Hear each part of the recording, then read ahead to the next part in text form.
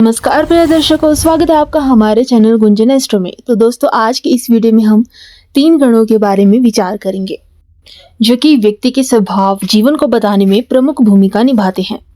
तो ऐसे ही जन्म कुंडली में 3 गणों को माना जाता है। पहला है देवगण, दूसरा है मनुष्य गण और तीसरा है राक्षस गण। यह आप अपनी जन्म कुंडली से पंचांग में जाकर भी देख सकते हैं कि आपका गण कौन सा है, या फिर नक्षत्रों के द्वारा भी आप पता लगा सकते हैं कि इनमें से आपका कौन सा नक्षत्र है, और जिससे कि आपका पता चलेगा कि कौन सा गण है।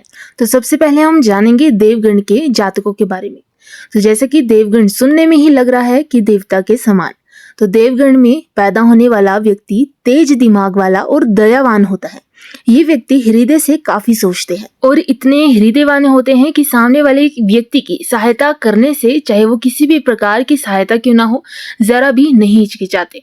ये दूसरे को रोते हुए बिल्कुल भी नहीं देख सकते। इनका दिमाग कंप्यूटर की तरह चलता है और अपने दिमाग से ही ये अपने जीवन में सफलता भी हासिल करते हैं। देवगण के लोगों में काफी गुण देवताओं वाले होते हैं। ये लोग अच्छा आचरण करने वाले, ईमानदार, चरित्रवान, संस्कारी, कोमल हृदय, दयालु, बुद्धिमान और बहुत ही सकारात्मक सोच वाले होते हैं। ये लोग धर्म पर बहुत ही ध्यान देते हैं, धर्म पर विश्वास रखते हैं, भगवान पर विश्वास रखते हैं, ईश्वर भक्ति करते हैं, साथ ही दान में भी विश्वास करते हैं। ये व्यक्ति जितना दिमाग से काम लेंगे, जितना दिमाग से सोचेंगे, उतना ही ये व्यक्ति जीवन में उच्च सफलता को भी प्राप्त करते हैं। साथ ही अश्विनी, अनुराधा, श्रावण, मृगशिरा, पुष्य, हस्त, स्वाति, पुनर्वसु, रेवती नक्षत्र के समय में जन्म लेने वाला व्यक्ति देवगण के संबंध में माना जाता है, उस व्यक्ति का देवगण होता है। बात करते हैं मनुष्य गण के लोगों के बारे में। तो जिन व्यक्तियों का गण मनुष्य गण होता है, वे लोग धनवान होते हैं, समाज में प्रतिष्ठित भी होते हैं, इनके विचार स्थिर होते हैं और ये अपने जीवन में स्थिरता पसंद करते। साथ ही ये लोग भविष्य की इतनी चिंता नहीं करते। ज्यादातर ये कर्म में विश्वास रखते हैं। ये अपनी जिम्मेदारियों को पूरी निष्ठा और ईमानदारी के साथ निभाते हैं। मनुष्य गण में पैदा होने वाले लोगों के सामान्य मनुष्य की तरह ही गुण होते हैं। ऐसे लोग जीवन में आने वाले दुख, दर्द और समस्याओं से घबरा जाते हैं और उनका सामना नहीं कर पाते।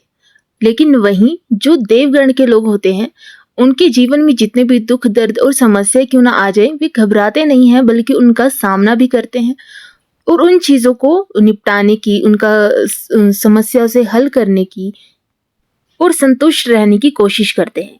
लेकिन मनुष्य गण के जो लोग होते हैं, वो इन समस्याओं का सामना नहीं कर पाते। इसके अलावा इनकी आंखें बड़ी होती है और इनमें दूसरों को वश करने की भी ताकत होती है। साथ ही फाल्गुनी, उत्तरा फाल्गुनी, भरणी, रोहिणी, उत्तराषाढ़ा, आद्रा, पूर्वा, पूर्वाषाढ़ा, पूर्व भाद्रपद और उत्तरा भाद्रपद के समय में जन्म लेने वाला व्यक्ति मनुष्य गण के अंतर्गत आता है।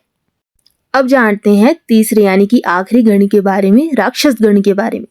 जैसा कि राक्षस गण सुनने में ही कठोर लग रहा है, तो ऐसे ही इस राक्षस गण वाले लोग भी कठोर हृदय के माने जाते हैं और पहले हमेशा अपना ही हित सोचते हैं।